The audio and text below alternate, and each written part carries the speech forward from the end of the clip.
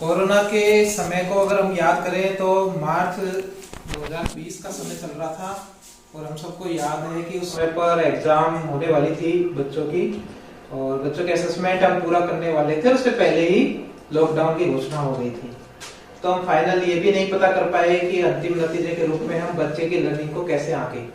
अगर हम उस तरीके से भी देखें तो उसके बाद से कंटिन्यू कोरोना का काल, लॉकडाउन का काल चला और बच्चे एक तरह से स्कूल से दूर हो गए। और शुरुआती 2-3 महीने तक तो किसी ने उनको पूछा भी नहीं कि उनका पढ़ाई का, उनका लर्निंग का, उनका असेसमेंट का क्या होगा। तो एक नेचुरल सी चीज है कि इतने बड़े पेंडेमिक में हम लोग देख नहीं पाते कि बच्चों के साथ में हमें क्या करना चाहिए। लेकिन अगर हम देखें उसके बाद से कुछ स्कूलों ने या कुछ जगह, छोटी छोटी जगह या कुछ टीचर जो बहुत ही इमोशनली एंगेज थे अपने बच्चों के साथ में, कुछ सरकारों ने भी उसको कोशिश किया और ऑनलाइन का एक मतलब प्रोपेगेंडा टाइप कुछ रखने की कोशिश करी। प्रोपेगेंडा शब्द ज्यादा उचित नहीं है, लेकिन फिर भी मुझे लगता है कि वो एजुकेशन के पर्पस से देखें तो वो एक तरह का वैसा ही रहा अगर हम बच्चों की ग्राउंड रियलिटी के रूप में देखें तो। क्योंकि बहुत कम बच्चे के पास में उस तरह की फैसिलिटी थी और बहुत कम बच्चों तक वो रीच था। और अगर लर्निंग के पर्पस से देखें तो शायद बहुत कम बच्चों को लर्निंग का कुछ मौके या अपॉर्चुनिटी उसमें मिली।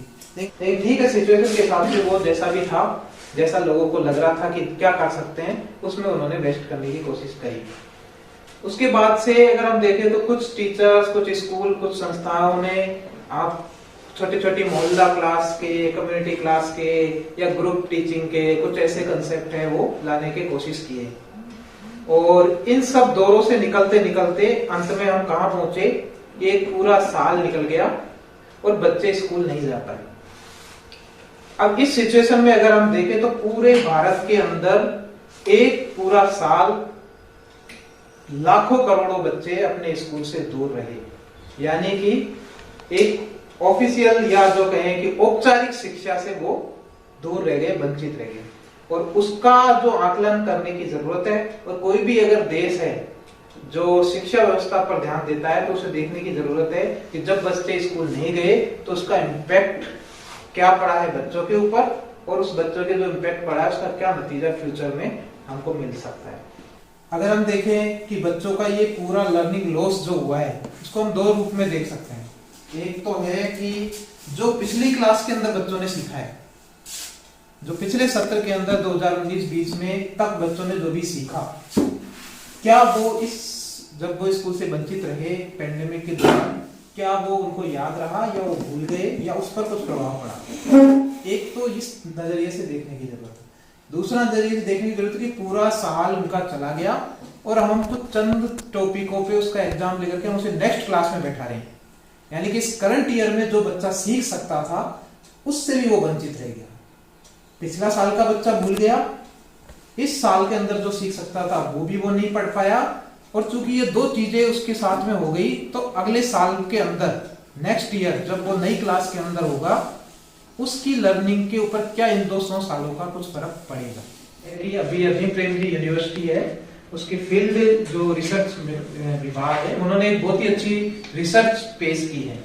और वो रिसर्च जहां जहां फाउंडेशन काम कर रहा है, छत्तीसगढ़, उत्तराखंड, राजस्थान, कर्नाटक, उनमें लगभग हजारों बच्चे हैं उनके साथ में, और बहुत सारे बच्चों के साथ, बहुत सारे टीचर्स के साथ में, स्कूल के साथ में मिलकर के उसको रिसर्च किया है। और उनका जो मेथोडोलॉजी रहा वो बाकायदा ओरल और रिटन टेस्ट के साथ में भी रहा। और जो भी रिसर्च के पैरामीटर्स होते हैं उन पर काफी उन्होंने कोशिश की कि हम देख पाए कि बच्चे कितना भूल गए। और हमें जानकर के ये हैरानी होगी कि बहुत सारे बच्चे, बहुत सारे जब मैं कहता हूं तो 80 से 90% से ज्यादा बच्चों के अंदर लर्निंग लॉस देखने को मिला। 90% से ऊपर बच्चे ऐसे थे जिनके अंदर लैंग्वेज का कोई ना कोई किसी न किसी कॉम्पिटेंसी के वो भूल चुके हैं।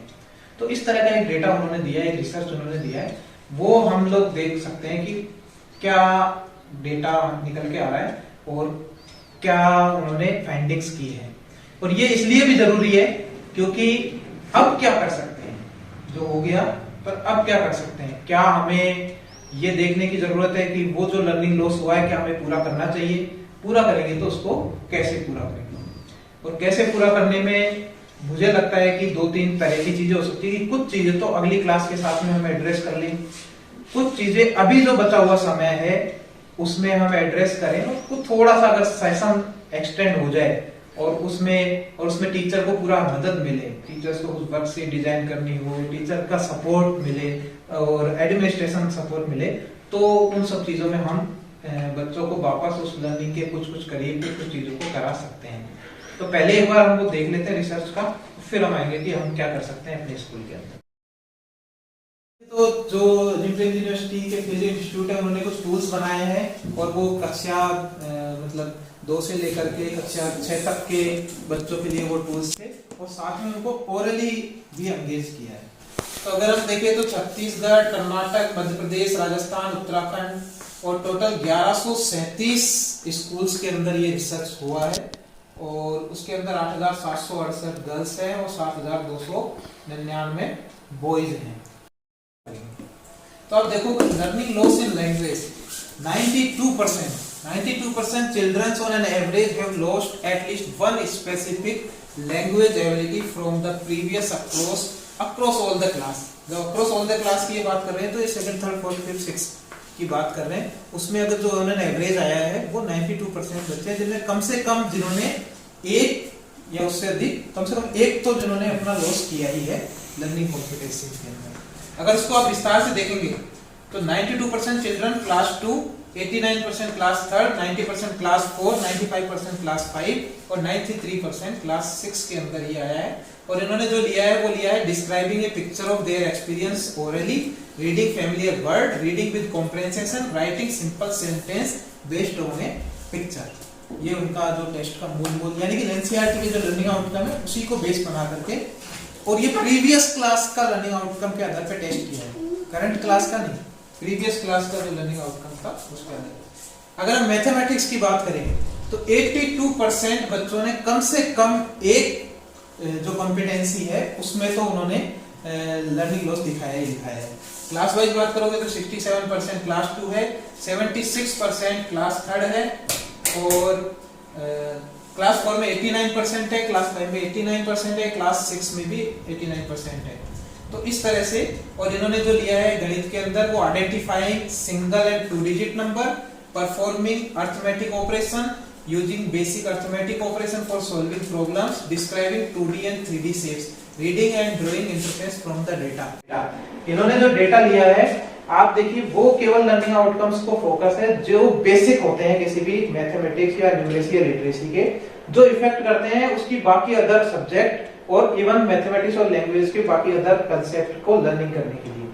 तो इन्होंने कोई बहुत ज्यादा बड़ा कॉन्सेप्ट नहीं लिया, पिछली क्लास के लर्निंग आउटकम्स को ध्यान में रखते हुए बेसिक लिटरेसी और न्यूमेरेसी की कॉम्पिटेंसीज पर जांच की है, और उसमें इतना बड़ा लर्निंग लॉस हमको देखने को मिल रहा है अक्रॉस द कंट्री। ये सभी स्टेट्स के अंदर आप देखो तो 6 स्टेट्स के अंदर ये हमको लर्निंग लॉस देखने के लिए मिलता है। अब अगर आप डिटेल में जाओगे तो इस पॉलिसी को पढ़ सकते हो, इस पॉलिसी का हमारे पास में लिंक ऑलरेडी शेयर्ड है, और ये क्लास वाइज है कि कितने % बच्चे ओरली क्या एक्सप्रेस कर रहे हैं, रिटन में क्या एक्सप्रेस कर रहे हैं, रीडिंग में क्या एक्सप्रेस कर रहे हैं, और लिसनिंग में क्या एक्सप्रेस कर रहे हैं। अगर आप देखो orally 49, reading 71, writing 30%, listening 23%, overall काफी बड़ा लॉस यहाँ भी हमको नजर आ जाता है अगर डिटेलिंग करेंगे तो। और ये क्लास 2 का है, ऐसे 3rd, 4th, 5th, 6th सभी क्लासों का डिटेलिंग है वो यहाँ पर है। जो रिसर्च के अंदर जो भी टीचर्स हैं, टीचर्स वो रहे हैं जो कंटिन्यूसली फील्ड में एंगेज्ड हैं ऑलरेडी, और जिनको हम काफी लंबे समय तक जिनको जानते हैं, और जो टीचर्स बच्चे के साथ में भी रेगुलर एंगेज है, उनकी अंडरस्टैंडिंग है, उनके आधार पर ये पूरा असेसमेंट है वो है। तो अगर कंक्लूजन की बात करें तो ओवरऑल कंक्लूजन यही है कि भाई हमारा जो लॉस है, लर्निंग लॉस है, इस पेंडेमिक दौरान बहुत ही ज्यादा हुआ है। कुछ विद्वान कहते हैं कि भाई इसमें पॉलिसी मेकर्स को ब्लेम नहीं करना चाहिए, पर मुझे लगता है कि पॉलिसी मेकर्स पॉलिसी बनाते हैं, पर फिर भी अपने देश में एजुकेशन के रूप में जब भी कोई आपदा आती है तो उसको सबसे लास्ट में धकेल दिया जाता है, या हमारी सरकार है या हम जो भी एडमिनिस्ट्रेशन है उसको लगता है कि एजुकेशन को प्रायोरिटी में रखने की जरूरत नहीं है, और यही पेंडेमिक में भी हमको देखने को मिला। एडमिशन लेवल पे कोई एजुकेशन की बात ही करने को तैयार नहीं होता था। खैर जो भी है, लेकिन फिर भी ये पॉलिसी लेवल पे भी सोचना चाहिए कि ये जो लॉस हुआ है पूरी कंट्री को कैसे इफेक्ट करेगा और इसको दूर करने के लिए हमको क्या करना चाहिए, क्या कर सकते हैं, हमें क्या करना है। तो 2-3 पॉइंटों में मैं रख सकता हूँ कि क्या करना चाहिए, उसके बाद में आप लोग जो भी रखेंगे अपन उनमें से पॉइंट निकाल सकते हैं। पहला पॉइंट तो ये है कि भाई हम जो लर्निंग लॉस हुआ है तो ऐसी बात है कि बेसिक कॉम्पिटेंसीज पे भी और खास तौर से प्री प्राइमरी के बच्चे या प्राइमरी के बच्चों में बहुत बड़ा लर्निंग लॉस है, कक्षा फर्स्ट सेकंड थर्ड फोर्थ। तो उन बच्चों के लिए बेसिक लिटरेसी न्यूमरेसी की जो स्किल्स वो भूल गए हैं उनको रिवीजन करने का, उनको अभ्यास करने का हमें मौके अभी जो से स्कूल खुलते हैं शुरुआती दिनों में रखने पड़ेंगे। दूसरा, इस साल के दौरान जिस करंट कक्षा में वो है उस क्लास में जो मिस कर गए हैं उस सिलेबस को जितना भी छोटा करके जो भी बेसिक्स हैं उनको हमें इसी सेशन में पूरा करना होगा। जो बच गए हैं उनको अगले सत्र के शुरुआती दिनों के अंदर हमको अगली कक्षा में शामिल करना होगा और इस जो भी लर्निंग लॉस हुआ है इसको कवर करने के और मौके हमको ढूंढने होंगे। तो ये बहुत अच्छी स्टडी है, इसको हम पढ़ सकते हैं।